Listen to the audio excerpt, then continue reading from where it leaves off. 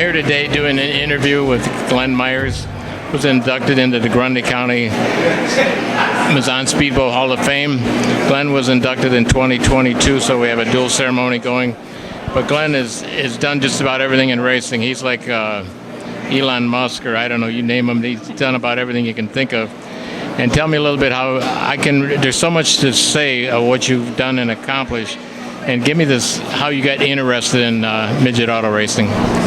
Well, way back in the early days, I went with my dad to see a friend of his race. And the bug bit me, and it just never left go after that. I just remained in racing. We raced with my son. We raced quarter midgets. He raced full-size midgets. When he was done with that, I took over and did a lot of work for the racing associations. I pushed midgets. I worked in the pits and whatever. And then I got involved with the Hall of Fame about 12 years ago. And then 10 consecutive years of being the president in control. Well, you've done a lot for auto racing in general, like I just said. I mean, he's done everything but work in the concession stand, and he's had a great support system from his wife and his daughter, and maybe they'll come up here and say a few words.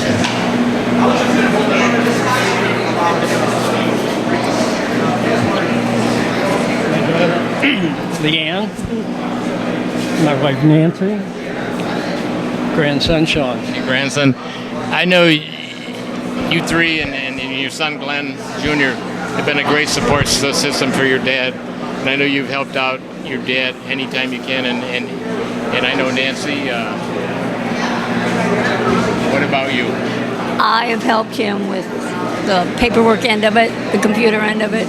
I know you do. He always said that. He said, I got a great support system, and Nancy just does that stuff on the computer. And Glen brags about your grandson here. Tell me a little bit about going with your dad to the races. That's got to be a big thrill for you. Oh yeah, I mean, ever since I was, before I could remember, I've been going to the races with him. So he's the reason I'm a fan of the sport in general. Well, that's great, and it really helps a lot in racing when you have a support system of a family. Where if you have a family that doesn't support you, then it's not a family of racing. And the people in auto racing are such a great family all put together. They're there to help one another. And Glenda, you've done a magnificent job. And you got any more you'd like to cover? I know like I said, you've done about everything.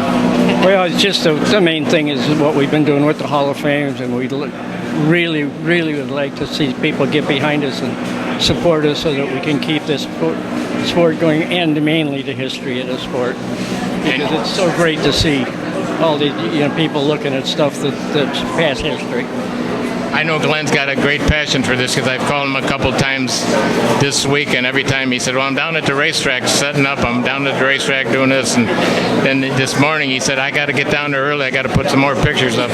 So Glen's, he's nonstop, and he has a real passion for this Hall of Fame and auto racing in general, and we just love having a guy like you, and I'd like to congratulate you, Glen, and well deserved. Thank you very much, Bob. And it's real easy to be enthusiastic about the sport when we got people like you that are part of its history. Thank you, Glen. I appreciate that, and congratulations. Thank you. Thank you. Thank you. The next inductee is the Honorable Glen Myers.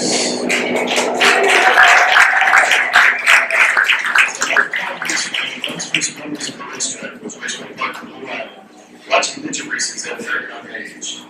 They were chariot races back then. They were races. Just pointed it out. After that, there were many trips to the Joy Memorial Stadium and Mazon Speedway. For many years, Glen drove a push truck for Don Carter Sr., so Don could take care of racing business. In the late 1970s, Glen purchased a quarter midget, so his son Glen could start racing. This was a passion they both shared that carried through to the present.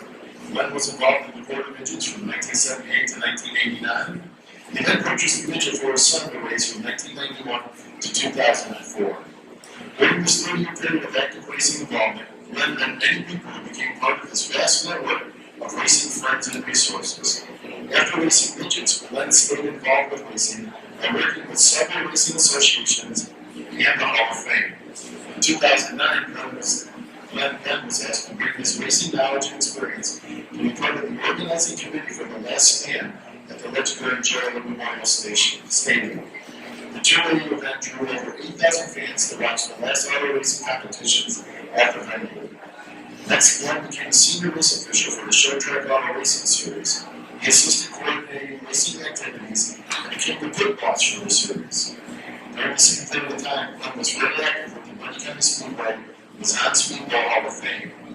He spent countless hours raising funds for the Hall of Fame while promoting its activities. Eventually, he took the leadership role of the Hall of Fame committee. It was Glen's perseverance and tenacity that kept the Hall of Fame going during the past decade, including the years of the pandemic. Glen enjoys traveling to racing events throughout the year with his family. He's still an integral part of preserving the history of local racing through his involvement with the Hall of Fame committee. Glen's love and involvement in local racing has spanned his entire lifetime. Glen truly personifies what it means to be a friend of racing. Before we bring Glen up, Glen's been out there football. This is a tough one. But my dad used to call people a good egg. And I was like, what is a good egg? To be all that too good, but it's scrambled over easy, hardcore, nothing like that. But when I met Glen, I finally realized they're amazing. Father, husband, grandfather, family, you're good egg. So ladies and gentlemen, all the people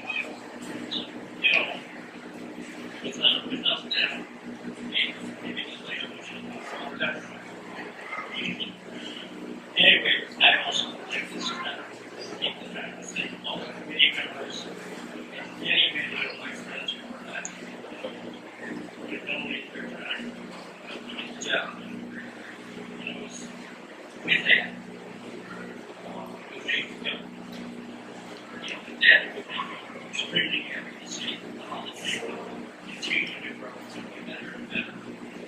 And I would like to thank our guests